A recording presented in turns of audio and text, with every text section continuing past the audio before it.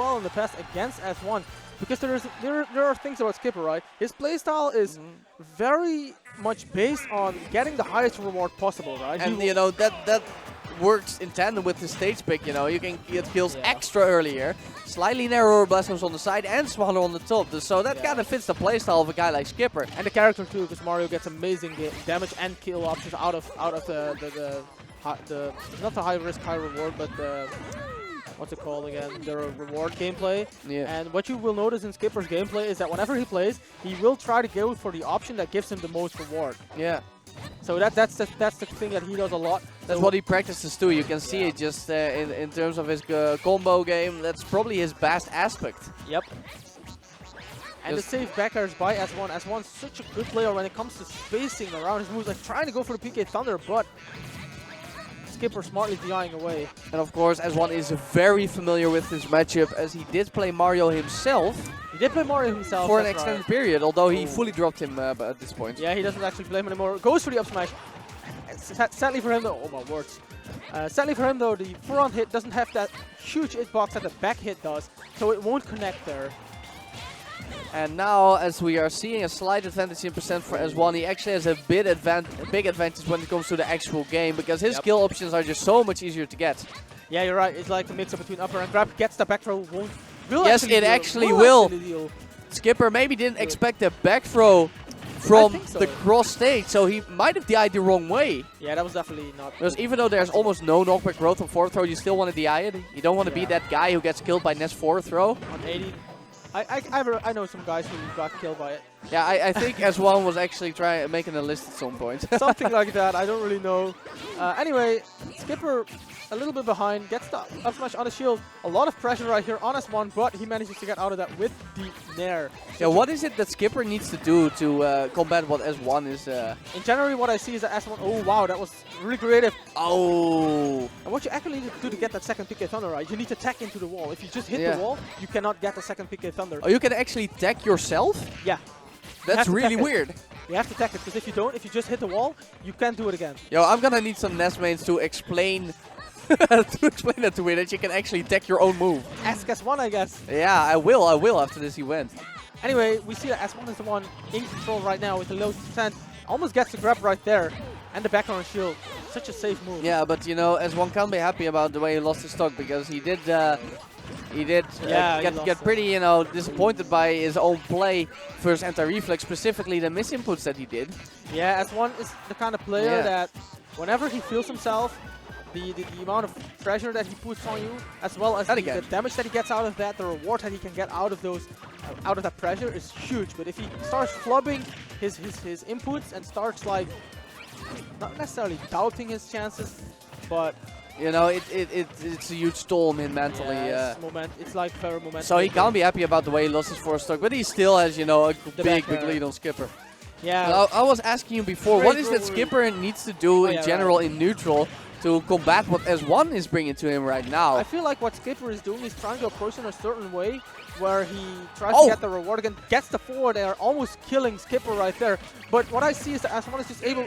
this yo-yo. With the down smash. Down smash, of course, long-lasting hitbox. That's really good at higher percent too, because at higher percent you have less invincibility time on the ledge, so you can't wait it out anymore. So you have to pick an option. A lot of people go for neutral get up. That's where the down smash comes in. But like, if you space the down smash properly, right, it does actually cover the option jump, regular get up.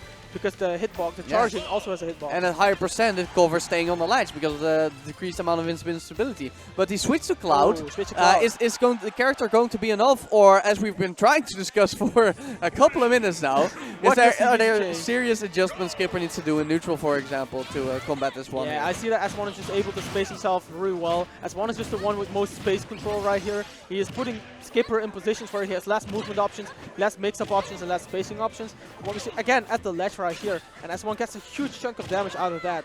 That's mainly where he gets all this damage. Skipper has been in the corner for all the time. Hello! Beat a stock. Don't even try it. If PK Thunder is launched, just get away. Get away from this man. Gets the up airs. Great amount of damage for Skipper right here. And he's gonna need it after that explosive start by S1.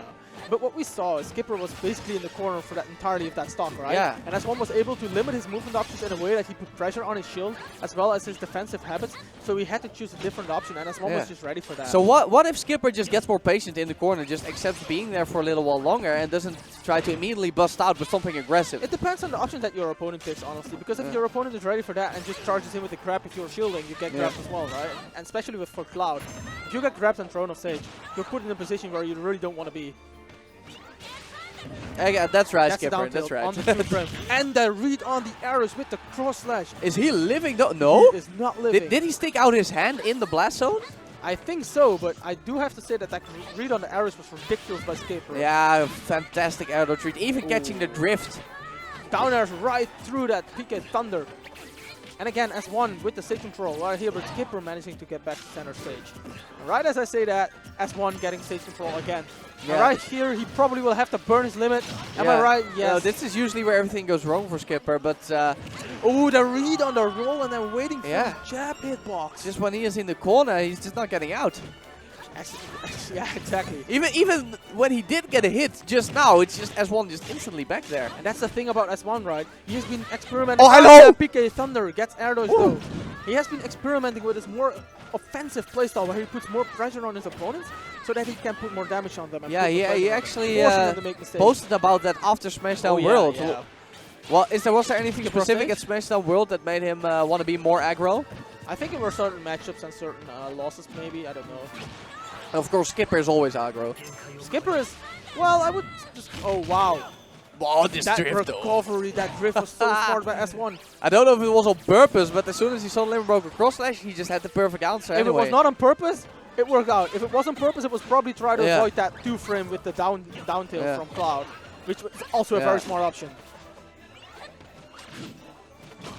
And right now, Skipper with the upper on the platform for S1. The up smash on the landing. Okay, so that's Skipper getting back in the game. And after, actually, although not by much, considering how the game started, especially he has definitely been keeping himself in the game. PK Flash, boys? Yeah, always a misinput. Yeah, probably. Gets a PK Fire, tries to go for the dash grab, but probably flops an input right there. Skipper with the stage control right here. Tries to space out these backers on S1 shield. Gets the dash attack. Oh, has to waste his limit right here. Yeah, although I like what Skipper is doing, you know. All this pressure coming out from Skipper, getting these juggles. All this pressure right here. I still like what Skipper does with his limit though. Like, Cloud's pretty terrible off stage and S1 is pretty good at keeping you out there. The air dash on the up tilt. I do like how Skipper is just cornering S1 right there. Doesn't go on the stage.